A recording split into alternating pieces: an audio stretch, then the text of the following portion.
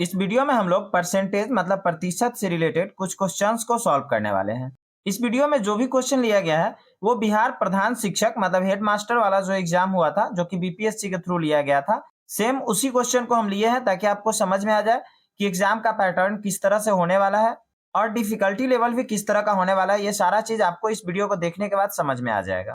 सबसे पहले अगर हम मैथ और रीजनिंग के सिलेबस की बात करें तो मैथ और रीजनिंग मिला करके कुल 20 क्वेश्चन मतलब 20 मार्क्स के क्वेश्चन आपसे पूछे जाते हैं, ठीक है।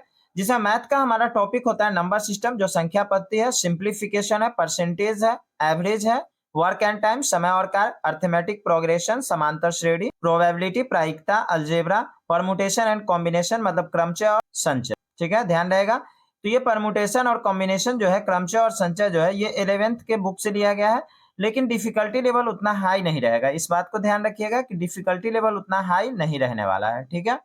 और अगर रीजनिंग के टॉपिक की बात करें तो रीजनिंग का हमारा टॉपिक होता है रैंकिंग, जो क्रम व्यवस्था हुआ, क्लॉक, घड़ी, मिसिंग नंबर, लुप्त संख्या, सीरीज, श्रृंखला, कोडिंग डिकोडिंग से रहेगा, कोडेड इक्वेशन से रहेगा और एनालॉजी से रहेगा। इस सब से रिलेटेड आपको क्वेश्चन देखने को मिलेगा। हालांकि जो प्रधान शिक्षक वाला एग्जाम हुआ था उसमें मैथ से कुल 12 क्वेश्चन मतलब 12 मार्क्स के क्वेश्चन पूछे गए थे और रीजनिंग से कुल 8 मार्क्स के क्वेश्चन पूछे गए थे। लेकिन इस बार वाले एग्जाम में हो सकता है कि ये रिवर्स भी हो सकता है, जैसे कि मैथ से 8 नंबर का क्वेश्चन पूछा जाएगा और रीजनिंग से 12 मार्क्स का मतलब 12 मार्क्स का क्वेश्चन पूछा जाएगा, या हो सकता है कि दोनों से 10-10 मार्क्स का भी क्वेश्चन पूछा जा सकता है। तो इस तरह का अभी तक कोई भी नोटिफिकेशन जारी नहीं किया गया है, इसलिए कंफर्म नहीं बताया जा सकता है। इसलिए हम लोग कुछ एक्स्ट्रा टॉपिक्स को भी मैथ का कवर करने वाले हैं, जैसे कि एक्स्ट्रा टॉपिक में हम लोग एचसीएफ एलसीएम लेंगे, जिससे कि पिछले बार क्वेश्चन नहीं पूछा गया था, फिर भी हम इस टॉपिक को कवर करेंगे। रेशियो प्रोपोर्शन से भी क्वेश्चन आ सकता है, प्रॉफिट लॉस और डिस्काउंट से भी क्वेश्चन आ सकता है, पाइप सिस्टर्न से भी आ सकता है, सिंपल इंटरेस्ट से भी आ सकता है, कंपाउंड इंटरेस्ट से भी आ सकता है, टाइम स्पीड और डिस्टेंस से भी आ सकता है, एज से भी रिलेटेड आ सकता है और मेंसुरेशन मतलब क्षेत्रमिति से भी आ सकता है। हालांकि एज से रिलेटेड क्वेश्चन के लिए एक अलग से हम वीडियो बनाए हुए हैं, अगर आप उस वीडियो को देखना चाहते हैं तो इस वीडियो के डिस्क्रिप्शन में उसका लिंक मिल जाएगा, वहां से आप आसानी से देख सकते हैं। नमस्कार दोस्तों, स्वागत है आपका आपके अपने चैनल नवनीत ट्यूटोरियल पे। अगर चैनल पे नए हैं तो प्लीज चैनल को सब्सक्राइब करें ताकि लेटेस्ट वीडियो की नोटिफिकेशन आपको मिल सके। सबसे पहले हम लोग समझते हैं कि प्रतिशत मतलब परसेंटेज क्या है। कह रहा है कि प्रतिशत का अर्थ है प्रत्येक 100 के लिए या प्रत्येक 100 में से, ये होता है प्रतिशत का अर्थ। अर्थात प्रतिशत का जो चिन्ह होता है वो 100 हर वाले किसी भिन्न को सरलता से लिखने का तरीका है। उदाहरण के लिए जैसे राम ने 100 में से 70 अंक प्राप्त किए, तो उसके बजाय हम कह सकते हैं कि राम ने 70% स्कोर किया है। तो प्रतिशत का मतलब हुआ 1/100। प्रतिशत का मतलब क्या हुआ? 1/100। यहाँ पे हम एकदम सिंपल और इजी ट्रिक से हम लोग परसेंटेज मतलब प्रतिशत को समझने वाले हैं। हालांकि डिफिकल्टी लेवल धीरे धीरे नेक्स्ट वीडियो में हम लोग बढ़ाते चलेंगे। तो अगर परसेंटेज को हमें फ्रैक्शन में चेंज करना है तो उसके लिए हम लोग याद रखेंगे कि प्रतिशत हटाओ, क्या याद रखेंगे? प्रतिशत हटाओ और 1/100 लगाओ। एकदम शॉर्टकट तरीका एकदम आपको लोग को समझना है। प्रतिशत हटाओ और 1/100 लगाओ, ठीक है। मतलब प्रतिशत का मतलब 1/100 होता है।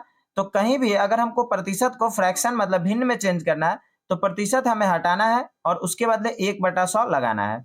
जैसे अगर हम 100% की बात करते हैं तो 100% का मतलब क्या होता है? 1 होता है। वो कैसे हुआ? तो 100% हुआ तो 100% है तो उसके लिए 100 तो हम लिखेंगे और प्रतिशत के बदले क्या बताया? 1/100 लिखना है। तो अगर इसको हम 1/100 से गुना कर रहे हैं मतलब मल्टीप्लाई कर रहे हैं तो 100 से 100 तो कट हो गया, मतलब हमारा आंसर कितना आ रहा है? 1 आ रहा है। इसको और हम डिटेल से समझते हैं। जैसे अगर कहीं पे 50% लिखा हुआ है तो 50% का मतलब 1/2 हुआ, लेकिन कैसे हुआ इसको हम समझेंगे। तो 50% में हमको क्या यहाँ पे दिख रहा है? 50 दिख रहा है तो ये रहेगा ही, और फिर बीच में मल्टीप्लाई का साइन देंगे और प्रतिशत का मतलब क्या हुआ? 1/100 हुआ। तो 50 गुने हो गया यहाँ पे 1/100। अब 50 से 50 दूनी 100 मतलब क्या हो गया हमारा आंसर? 1/2। इसलिए 50% का मतलब हुआ 1/2। वैसे ही अगर 25% का बात हो तो 25% को हम लोग क्या लिखते हैं? 1/4 लिखते हैं। लेकिन कैसे लिखते हैं? तो क्या हो जाएगा यहाँ पे? 25 गुने 1/100 हो जाएगा। तो 25 गुने अगर 1/100 है तो 25 से 25 चौके 100 कट जाएगा। मतलब क्या आ गया हमारा आंसर? फ्रैक्शन में मतलब भिन्न में क्या आ गया? 1/4 आ गया। तो आई होप कि आप लोगों को ये प्रतिशत से भिन्न में चेंज करना समझ में आ गया होगा। तो इस तरीका का हम लोग किस चीज में यूज करेंगे? तो प्रतिशत को भिन्न में कन्वर्ट करने के लिए हम लोग इस तरीका का यूज करेंगे। अब हम लोग भिन्न को प्रतिशत में चेंज करना सीखेंगे। इसका अपोजिट हम लोग को अब सीखना है कि भिन्न को प्रतिशत में कैसे चेंज किया जा सकता है। तो उसके लिए हमको सिंपल क्या करना है? जैसे अगर 1/2 लिखा हुआ है तो 1/2 तो हम लोग जानते हैं कि 50% होता है, लेकिन इसको हम डिटेल से समझते हैं। 1/2 को अगर हम चाहें तो 1/2 गुने 1 हम लिख सकते हैं, क्योंकि 1 से अगर किसी भी वैल्यू में मल्टीप्लाई करते हैं, किसी भी नंबर को अगर हम मल्टीप्लाई करते हैं, तो उसके वैल्यू में कोई चेंजिंग नहीं होता है। इसी 1 से जो मल्टीप्लाई करने का जो तरीका है, इसी को मल्टीप्लिकेटिव आइडेंटिटी भी कहा जाता है, ठीक है। और इस 1 का मतलब क्या हुआ, 100% हुआ। तो 1/2 गुने 1 है, तो इस 1 के बदले हम ले लिए 100%। तो 1/2 गुने कितना हो गया, 100%। अब अगर 2 से इसको कट करते हैं तो 50 बार में कट होगा, मतलब इसका आंसर हमारा आ जाएगा 50%, ठीक है। इसी तरह से अगर हम 1/4 को प्रतिशत में चेंज करना चाहते हैं तो 1/4 रहेगा ही। तो 1/4 गुने 1 हमको लिखना है, और 1 के बदले हम लोग कितना लिखेंगे, 100% लिखने वाले हैं। तो 100% अगर यहाँ पे हम लिख दे रहे हैं तो 4 से 25 बार में ये कट हो जाएगा, मतलब इसका आंसर कितना हो गया, 25%, ठीक है। समझ में आ गया आप लोगों को। तो अगर 25% है, मतलब अगर प्रतिशत है, तो उसको अगर हमें भिन्न में चेंज करना है तो उसके लिए क्या करना है, 1/100 से हमें गुना करना है। और अगर भिन्न है उसको प्रतिशत में चेंज करना है तो सीधा हमें 100 से गुना करना है। ध्यान रहेगा ये चीज। तो अभी तक हम लोग प्रतिशत को भिन्न में कन्वर्ट करना तथा भिन्न को प्रतिशत में कन्वर्ट करना सीख गए होंगे, क्योंकि ये तो बिल्कुल बेसिक बातें हैं। अब हम लोग एक परसेंटेज का टेबल याद करने वाले हैं, जो कि बहुत ही इंपॉर्टेंट होने वाला है। ये टॉपिक जो है ना हमारा, वो परसेंटेज या प्रॉफिट लॉस हो या डिस्काउंट हो या सिंपल इंटरेस्ट हो या कंपाउंड इंटरेस्ट हो या मेंसुरेशन हो या रेशियो प्रोपोर्शन हो, मतलब हर एक चीज में जो भी अर्थमेटिक का, जो भी मैथ का अर्थमेटिक का पार्ट है, उस हर एक चीज में ये प्रतिशत का जो टेबल हमारा है उसका यूज आपको होने वाला है। इस टेबल में जैसे हम अगर 100% कहीं पे लिख रहे हैं तो 100% के लिए फ्रैक्शन में इसको चेंज करेंगे तो कितना वैल्यू हो जाएगा, इसका 1 हो जाएगा। वहीं अगर 50% की बात हो तो 50% का मतलब हो गया 1/2। वैसे पीछे हम बता दिए हैं इसको डिटेल में कि किस तरह से आप प्रतिशत को भिन्न में चेंज करेंगे और भिन्न को प्रतिशत में चेंज करेंगे। यहाँ पे बस हम एक सिंपल सा टेबल देखेंगे और उसे आप लोग कॉपी में लिख लेंगे या उसका स्क्रीनशॉट इसका ले लीजिए कि आपको याद हो जाए, क्योंकि एग्जाम में जो क्वेश्चन सॉल्व करने के लिए आपको टाइम मिलेगा वो बहुत ही कम मिलता है, ठीक है। तो इस वजह से हम लोगों को शॉर्ट और इजी ट्रिक का यूज करना होता है। जैसे अगर 33.1/3% है, 33.1/3 का मतलब क्या हुआ, 100/3% है, तो इसका वैल्यू हो जाएगा हमारा 1/3। वहीं अगर 25% दिया है तो 25% का वैल्यू हो जाएगा 1/4। अगर फ्रैक्शन में 25% को कन्वर्ट करना चाहते हैं तो इसका वैल्यू हो जाएगा 1/4। वहीं अगर 20% दिया है तो 20% का वैल्यू क्या हो जाएगा, 1/5। अगर वहां पे 40% दिया है तो 40% का वैल्यू कितना हो जाएगा, 2/5। एकदम सिंपल वे में आपको याद हो जाएगा। जैसे 20% के लिए 1/5 हुआ तो 40 के लिए 2/5 हो गया। इसी तरह से अगर 60% लिखा हुआ है तो इसके लिए कितना हो जाएगा, 3/5 हो जाएगा। और अगर वहीं पे 80% लिखा हुआ है तो क्या हो जाएगा, तो 4/5 हो जाएगा। और अगर 100% लिखा हुआ है तो 5/5, मतलब 5 से 5 कट करके कितना हो जाएगा, 1 हो जाएगा। तो 100% का वैल्यू कितना होता है, 100% का वैल्यू 1 होता है। समझ में आया कैसे होता है। कुछ और भी हम लोग देख लेते हैं, जैसे कि 16.2/3 अगर लिखा हुआ है तो 16.2/3 का वैल्यू हो जाएगा 1/6। अगर वही 14.2/7% लिखा हुआ है तो इसका वैल्यू हो जाएगा 1/7। वहीं अगर 12.1/2% लिखा हुआ है तो इसका वैल्यू हो जाएगा 1/8, ठीक है। ध्यान रहेगा ये सारा चीज। वहीं अगर 11.1/9% लिखा हुआ है तो इसका वैल्यू हो जाएगा 1/9। अगर 10% लिखा हुआ है तो इसका वैल्यू हो जाएगा 1/10। अगर लिखा हुआ है 9.1/11 तो इसका वैल्यू हो जाएगा 1/11। अगर 75% लिखा हुआ है तो इसका वैल्यू हो जाएगा 3/4। तो आप कहिएगा कि आप तो सब एक बार में बता दे रहे हैं, तो अरे भाई हम भी याद किए हैं, हमको भी याद करना पड़ा है तभी तो हम बता रहे हैं। ऐसा थोड़ी ना है कि गॉड गिफ्टेड हमारा सारा कुछ है, तो मेहनत करना पड़ेगा। जैसे ही मैथ्स की बात होती है तो वहां पे आपको मेहनत करना पड़ेगा। अगर 66.2/3% है तो इसका वैल्यू हो जाएगा हमारा 2/3। 66.2/3 का वैल्यू कितना हो जाएगा, 2/3, ठीक है। ध्यान रहेगा। तो ये जो अभी टेबल में हम लोग प्रतिशत को भिन्न में चेंज किए हैं, इसको आप लोग याद करेंगे, ठीक है। क्यों याद करेंगे, क्योंकि हमको एग्जाम में जो भी क्वेश्चन को सॉल्व करना है उसको एकदम इजी ट्रिक से हमें सॉल्व करना है, और हमारे पास टाइम कम होगा, 20 सेकेंड या 30 सेकेंड का हमें टाइम मिलेगा, तो उस 30 सेकेंड में हमें क्वेश्चन को सॉल्व कर लेना है। इस वजह से हमको ये सारा टेबल याद करके रखना पड़ेगा। अब जैसे हम लोग एक क्वेश्चन को देखते हैं, क्वेश्चन कह रहा है कि किसी संख्या का 11% 33 है, मतलब 11% ऑफ विच नंबर इज 33। तो कह रहा है कि 11% ऐसा कौन सा संख्या है जिसका 11% निकालेंगे तो 33 हो जाएगा। तो मान लेते हैं कि वो संख्या हमारा एक्स है, ठीक है। अगर वो संख्या एक्स है तो एक्स का 11% मतलब एक्स गुने 11%, और 11% का मतलब 1/100, मतलब एक्स गुने क्या हो गया, 11/100 बराबर कितना हुआ, 33 हो गया। तो x बराबर क्या हो जाएगा हमारा, 33 तो इधर है, और बराबर के लेफ्ट साइड में अगर 11/100 है तो बराबर के राइट साइड में ले जाएंगे तो कितना हो जाएगा, 100/11 हो जाएगा। यहाँ पे 33 होगा, अगर हम 11 से कट करते हैं तो 11 तिया 33, तो 3 गुने 100 कितना हो गया, 300 हो गया। तो यहाँ पे आंसर हो जाएगा 300, मतलब इस क्वेश्चन का ऑप्शन बी सही हो जाएगा। नेक्स्ट क्वेश्चन हमारा कह रहा है कि यदि 350 का x प्रतिशत 21 है, क्या कह रहा है कि 350 का x प्रतिशत मतलब 350 गुने x/100 बराबर कितना कह रहा है, 21 कह रहा है। तो हमें x का वैल्यू निकालना है। तो अगर 0 से 0 को कट कर रहे हैं और 5 से 5 7 35 और 5 से 5 दूनी 10, मतलब यहाँ पे क्या हो गया, x गुने 7/2 बराबर कितना हो गया, 21। तो अगर हम x बराबर निकाल रहे हैं तो x बराबर क्या हो जाएगा, 21 गुने बराबर के इधर क्या था, 7/2 था, तो बराबर के इस साइड आएगा तो 2/7 हो जाएगा। तो 7 से अगर हम इसको कट कर रहे हैं तो 7 या 21 हो जाएगा, मतलब यहाँ पे 3 दूनी 6 हो गया। तो इस क्वेश्चन का आंसर 6 हो जाएगा, जो कि ऑप्शन ए में दिया है, मतलब ऑप्शन ए सही हो जाएगा। तो बस एकदम माइंड में बैठा लीजिए कि परसेंटेज का कोई भी क्वेश्चन हो उसको हमें माइंड में सॉल्यूशन कर लेना है, ठीक है।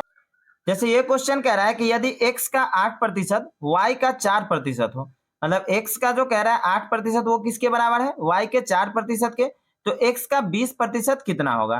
तो हमें x और y का वैल्यू तो दिया नहीं है, तो हमें क्या करना है कि सीधा कह रहा है कि x का 8% मतलब x गुने 8/100, 8% का मतलब हो गया 8/100, और ये किसके बराबर है, तो y के 4% के, तो y गुने 4% का मतलब क्या हुआ, 4/100, या नहीं तो 1/25 भी हम इसको लिख सकते हैं। अब अगर हम इसको 4 से कट कर रहे हैं तो 4 से 25 चौके 100 कटेगा, और इसको अगर हम 4 से कट कर रहे हैं तो 4 दूनी 8 और 4 से 25 25 चौके 100, ठीक है। तो यहाँ पे हो गया x गुने 2/25 बराबर हो गया y गुने 1/25, ठीक है, ध्यान रहेगा। अब इस 25 से 25 को तो हम कट कर सकते हैं क्योंकि ये डिनोमिनेटर मतलब दोनों के हर में है। तो यहाँ पे क्या हो जाएगा, 2x बराबर y हो गया यहाँ पे। तो अगर 2x बराबर y है तो x बराबर क्या हो जाएगा, y/2 हो जाएगा, ठीक है। तो x का वैल्यू हमारा आ गया y/2। अब क्या कह रहा है कि इस x का 20% हमें निकालना है, तो x का वैल्यू तो y/2 है, तो y/2 का हमें 20% निकालना है, तो y/2 गुने 20/100 हो जाएगा। अब 20/100 है तो 20×5 मतलब y बट्टा कितना हो गया, 10 हो गया हमारा आंसर। तो y/10 जिस ऑप्शन में है वो ऑप्शन हमारा सही हो जाएगा। तो y/10 हमारा किसमें है, सी में है, तो सी ऑप्शन यहाँ पे सही हो जाएगा। नेक्स्ट क्वेश्चन कह रहा है कि यदि किसी संख्या का 12.5% 20 है, 12.5% मतलब 25/2% कितना है हमारा, 20 यहाँ पे दिया है। तो कह रहा है कि संख्या का 60% कितना होगा। तो सबसे पहले तो हमें संख्या निकालना है। तो अगर हम संख्या को x मानते हैं तो x का 12.5% मतलब 25/2%, और 25/2 का प्रतिशत का मतलब क्या होगा, 25/2 गुने 1/100 हो जाएगा। और ये किसके बराबर है, तो 20 के बराबर है, तो यहाँ पे हम 20 ले लेते हैं। अब 25 से 25 चौके 100 कट हो जाएगा, तो x गुने 1/4 दूनी कितना हो गया, 8 हो गया बराबर 20। तो x बराबर क्या हो जाएगा, 20 गुने 8, 20 गुने 8 करेंगे तो 20 8 कितना हो रहा है, 160 हो जाएगा। अब ये कह रहा है कि इस संख्या का हमें 60% निकालना है। तो 160 हमारा संख्या है और उसका 60% निकालते हैं तो 60/100 हो जाएगा।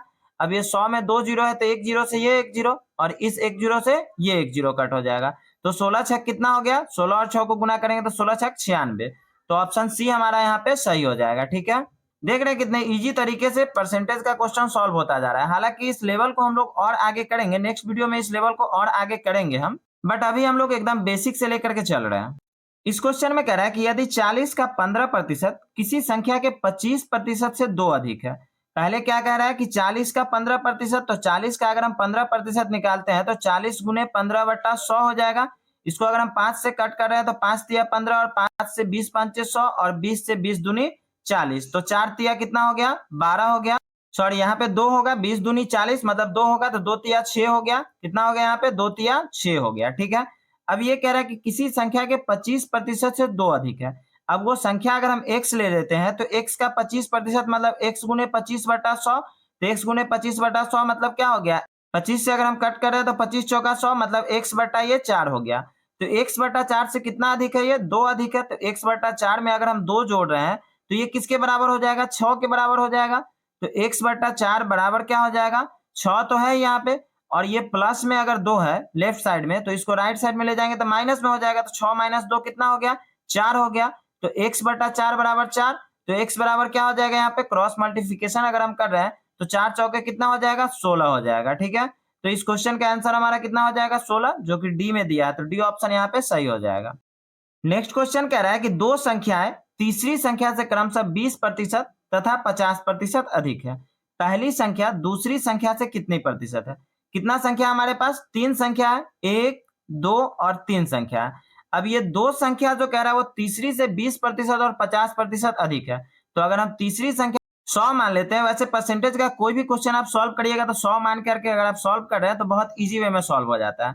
तो अगर हम तीसरा संख्या को 100 मान लेते हैं तो पहला संख्या कितना हो जाएगा? 20% अधिक कह रहा है मतलब 120 हो जाएगा, और दूसरा संख्या कितना हो जाएगा? 50% अधिक कह रहा है मतलब 150 हो जाएगा। अब ये कह रहा है कि पहली संख्या दूसरी संख्या की कितनी प्रतिशत है? तो पहली संख्या हमारा 120 है और दूसरी संख्या हमारा 150 है, और ये कितना प्रतिशत है? तो प्रतिशत के लिए तो हमें 100 से गुना करना होता है, तो 100 से यहाँ पे हम गुना कर देंगे। इस जीरो से ये जीरो कट हो गया, 5 से 5 दिया 15 और 5 से 5 दूनी 10, और इस 3 से 40 बार में 120 कट जाएगा मतलब 40 दुना 80%। ठीक है, इसको समझ में आ गया? अगर नहीं आया तो कॉपी में आप इसको आसानी से सॉल्व कर सकते हैं, बहुत इजी है, कोई दिक्कत नहीं होगा आपको। 80% आंसर हो जाएगा, और 80% किसमें दिया है? डी में दिया है, तो डी ऑप्शन यहाँ पे सही हो जाएगा। इसी टाइप का एक और क्वेश्चन कह रहा है कि दो संख्याएं तीसरी संख्या से क्रमशः 30% तथा 40% कम है। तो फिर कह रहा है यहाँ पे कि दूसरी संख्या पहली संख्या की कितनी प्रतिशत है? वहां पे पूछ रहा था कि पहली दूसरी की कितनी है, और यहाँ पे पूछ रहा है कि दूसरी पहली की कितनी है। बस थोड़ा सा डिफरेंस किया है इसमें, और उसमें क्या था कि दोनों संख्या जो था वो तीसरी से ज्यादा था, बट यहाँ पे दोनों संख्या जो है वो तीसरी से कम है। तो अगर हम तीसरा संख्या 100 ले लेते हैं तो पहला संख्या हमारा कितना हो जाएगा? 30 कम है, मतलब पहला संख्या हमारा 70 हो जाएगा, और दूसरा संख्या कह रहा है 40 कम है, तो 100 से 40 अगर हम कम कर रहे हैं तो 60 हो जाएगा। अब ये कह रहा है कि दूसरी संख्या जो पहले की कितने प्रतिशत है? तो दूसरी संख्या 60 है और पहली संख्या हमारा 70 है, और ये कितना प्रतिशत है? तो प्रतिशत के लिए हम 100 से गुना कर रहे हैं, तो 100 से गुना करने के लिए हम इसी 100 को ले लिए हैं। इस जीरो से ये जीरो कट हो गया, 60 गुने 10 अगर हम कर रहे हैं तो 600, और 600 बट्टा 7 हो गया। यहाँ पे 7 से अगर हम कट कर रहे हैं तो 7 7 49, 7 8 56, 8 हो गया, 4 जीरो, 7 5 35, 5 बच जाएगा, तो 85.5/7%। और 85.5/7 किसमें दिया है? तो 85.5/7 सी ऑप्शन में दिया है, इसलिए इस क्वेश्चन का आंसर सी हो जाएगा। नेक्स्ट क्वेश्चन कह रहा है कि यदि ए की आय बी की आय से 50% अधिक है। क्या कह रहा है कि ए की जो आय है वो बी से क्या है? 50% अधिक है। तो मतलब अगर हम बी का आय 100 मान लेते हैं तो ए का आय कितना हो जाएगा? 150 हो जाएगा। तो क्वेश्चन में कह रहा है कि बी की आय ए की आय से कितने प्रतिशत कम है? मतलब ये बी की आय जो है ये ए से कितना प्रतिशत कम है? तो सबसे पहले देखिए कि बी का अगर हम 100 माने हैं तो ए का तो 50% ज्यादा था, मतलब 150 हो गया, लेकिन बी का जो आय है वो ए के आय से कितना कम है? 50 कम है। तो पूछ रहा है कितना प्रतिशत? तो 50 तो कम है, और किससे कम है? तो ए से, तो 50/150 हो जाएगा। और कह रहा है कि प्रतिशत में निकालना है कि कितना प्रतिशत कम है, तो प्रतिशत निकालने के लिए किससे गुना करना है? हमें 100 से गुना करना है। 50 से 50 दिया 150, मतलब 100/3 हो गया, और 100/3 को अगर आप सॉल्व करेंगे तो 33.1/3 आएगा। कितना आएगा? 33.1/3, क्योंकि 33 या 99 और 100 होता है, तो 33.1/3% किसमें है? बी में है, तो इस क्वेश्चन का आंसर बी ऑप्शन हो जाएगा। सेम इसी टाइप का एक और क्वेश्चन दिया, बस थोड़ा सा चेंज किया है। कह रहा है कि यदि ए की आय बी की आय से 25% अधिक है। क्या कह रहा है कि ए की जो आय है वो बी से 25% अधिक है। तो बी का अगर हम 100 मान लेते हैं तो ए का कितना हो जाएगा? 125 हो जाएगा, क्योंकि कह रहा है 25% अधिक है। फिर क्वेश्चन में कह रहा है हमें निकालने के लिए कि तो बी की आय ए की आय से कितने प्रतिशत कम है? तो बी की आय ए से कितना कम है? तो बी का आय तो ए से 25 कम है, तो 25 बट्टा कितना हो जाएगा? 125। और कह रहा है प्रतिशत निकालने के लिए, तो प्रतिशत निकालने के लिए हमें 100 से गुना करना है, तो 25 पंचे हो गया 125, और 5 से 100 कितना बार में कटेगा? 20 बार में। तो इस क्वेश्चन का आंसर हो जाएगा 20%, मतलब ऑप्शन बी यहाँ पे सही हो जाएगा। मतलब परसेंटेज वाला क्वेश्चन इतना आसान है ना, बस 100 लेकर के आपको बनाना है। अगर सीधा ध्यान रखिएगा कि प्रतिशत को भिन्न में चेंज करना है तो 1/100 से गुना कर दीजिएगा, और अगर भिन्न को प्रतिशत में चेंज करना है तो सीधा सीधा 100 से गुना कर दीजिएगा। एकदम सबसे आसान तरीका यही है। फिर इसी तरह का एक और क्वेश्चन है कि यदि ए की आय बी की आय से 30% कम है। ए की आय जो है वो बी की आय से कितना है? 30% कम है। वहां पे ज्यादा वाला पहले हम क्वेश्चन सॉल्व किया, अब कम वाला है। तो अगर हम बी का आय 100 मान लेते हैं तो ए का आय 30% कह रहा है कम, मतलब ए का आय कितना हो जाएगा? 70 हो जाएगा। तो क्वेश्चन में हमें कह रहा है निकालने के लिए कि तो बी की आय ए की आय से कितने प्रतिशत अधिक है। तो अब बी की आय ए की आय से कितना अधिक है? तो यहाँ पे दोनों के बीच डिफरेंस कितना है? 30 का है, और किससे कह रहा है कंपेयर करने के लिए, तो ए से कह रहा है कंपेयर करने के लिए, तो 30/70 हो जाएगा। और अगर हमको प्रतिशत निकालना है तो क्या करना है भाई, 100 से गुना करना है, तो गुने 100 हो जाएगा। अगर इसको हम कट कर रहे हैं तो 30 गुने 10 मतलब 300/7 हो गया हमारा यहाँ पे। और 300/7 को अगर सॉल्व करिएगा तो 7 चौक 28, 2 30 मतलब 2 जीरो, और 7 दूनी 14, 26 मतलब 42.6/7 आ जाएगा। और 42.6/7 किसमें है हमारा, सी में है, तो सी ऑप्शन यहाँ पे सही हो जाएगा। माइंड में बस एक चीज बैठा के रखिए कि 20 सेकेंड से ज्यादा किसी भी क्वेश्चन को सॉल्व करने में आपको टाइम नहीं लगाना है। मतलब हमको 3 चीज ध्यान में रखना है, साम दाम दंड भेद, ये 4 चीज हमें ध्यान रखना है। चाहे कुछ भी हो, किसी भी तरीके का आप यूज करें, क्वेश्चन सॉल्व हो जाना चाहिए। हमें सिस्टमैटिक नहीं जाना है, बाय प्रोसेस हमें नहीं जाना है, क्योंकि प्रोसेस से हम 10th और इंटर वाला एग्जाम थोड़ी ना हम दे रहे हैं कि प्रोसेस से हम सॉल्व करके दिखाएंगे। बस उनको आंसर से मतलब है। हो सकता है कि बहुत सारा ऐसा भी क्वेश्चन होगा जो आपको आंसर से ही आंसर मिल जाएगा, ठीक है, तो आंसर से भी हम आंसर मिला सकते हैं। इसीलिए बोला गया है कि साम दाम दंड भेद, इस चारों चीज का आप यूज करके देखेंगे एग्जाम। नेक्स्ट क्वेश्चन कह रहा है कि चीनी की कीमत में 10% की वृद्धि होने पर एक गृहिणी अपनी खपत को कितने प्रतिशत कम करे कि उसका कुल खर्च न बढ़ने पाए। चीनी की कीमत में कितना वृद्धि हो रही है, 10%। मतलब अगर पहले बिफोर की बात कर रहे हैं, स्टार्टिंग में चीनी अगर 100 रुपये था, तो बाद में कितना हो गया, 10% बढ़ गया, मतलब बाद में हो गया 110 रुपया, ठीक है, ध्यान रहेगा।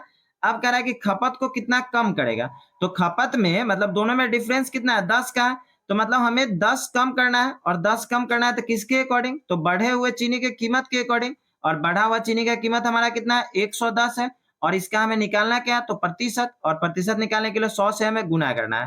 तो 0 से 0 कट हो गया, और 10 को गुना करेंगे मतलब 100 बट्टा हमारा 11 हो गया। और 100/11 को अगर हम सॉल्व करते हैं तो 11 नमा 99 100 मतलब 9.1/11। और 9.1/11 किसमें, ए ऑप्शन में है, तो ऑप्शन ए यहाँ पे सही हो जाएगा। चाहे कुछ भी हो जाए, हमें ये नौकरी लेकर रहना है, बस ये कॉन्सेप्ट बना के रखिए, हमारे साथ जुड़े रहिए। इस चैनल से आपको हर एक सब्जेक्ट का वीडियो आपको मिलते रहेगा टाइम टू टाइम, तो घबराने की कोई जरूरत नहीं है।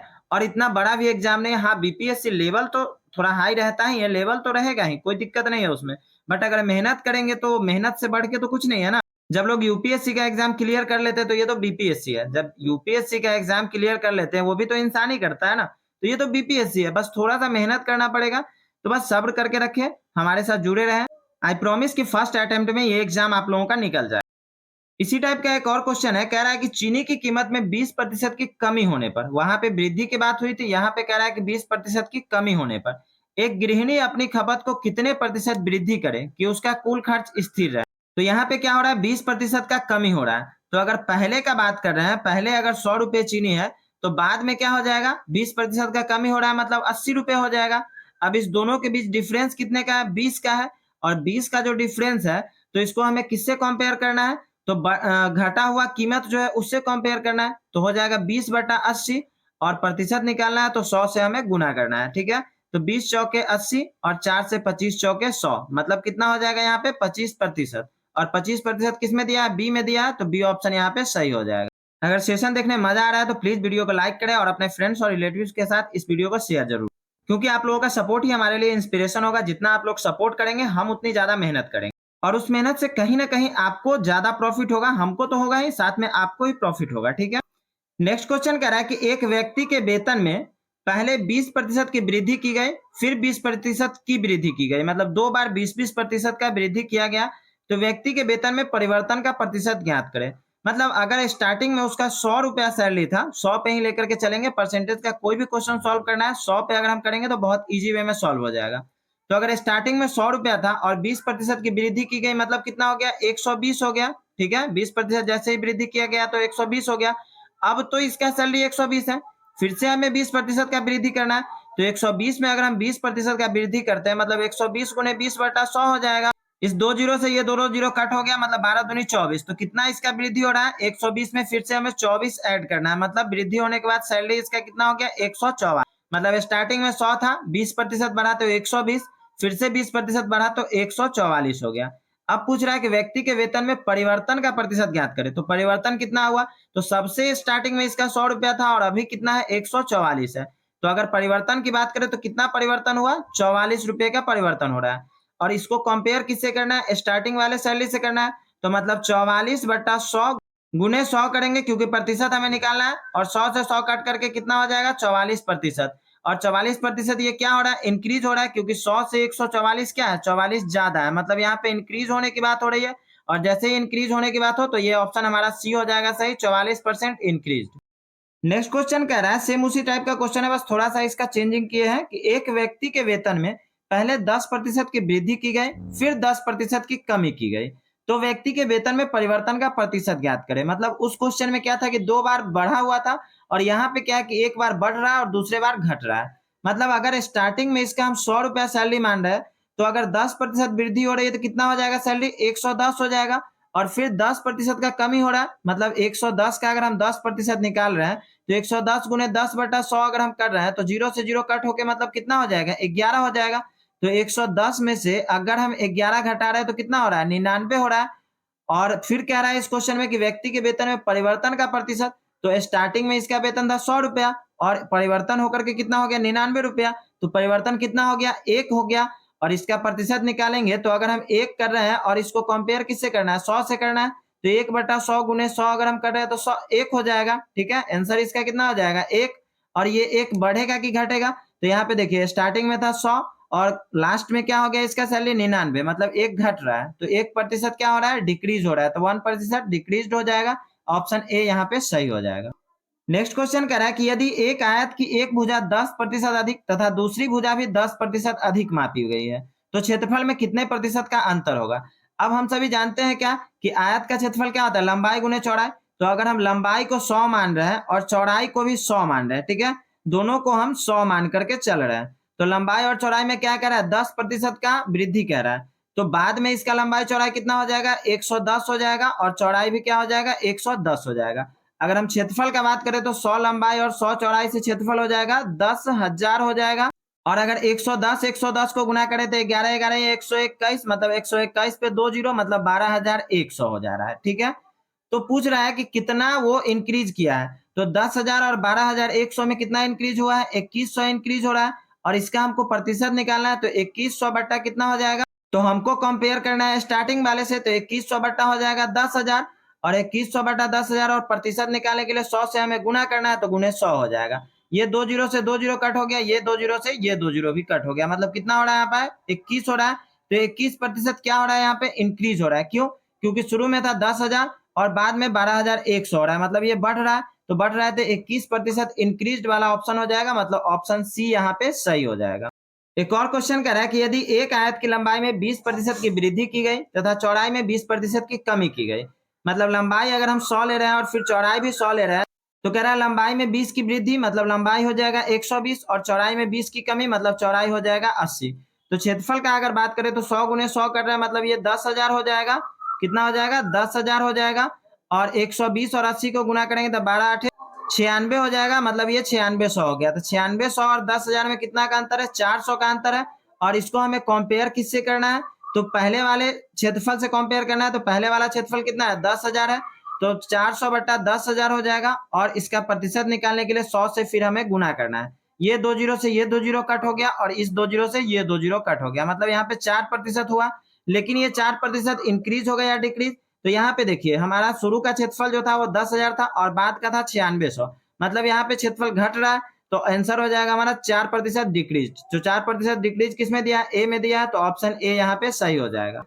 हालांकि इस क्वेश्चन को एक और तरीके से हम लोग बना सकते हैं, जैसे कह रहा है कि 20% की वृद्धि, तो 20% का मतलब क्या होता है, 1/5 होता है। तो 1/5 अगर वृद्धि हो रहा है, मतलब एक में 1/5 को अगर हम जोड़ रहे हैं, एक में 1/5 को जोड़ रहे हैं, तो 5 एकम 5 एक 6, मतलब ये कितना हो गया, 6/5 हो गया।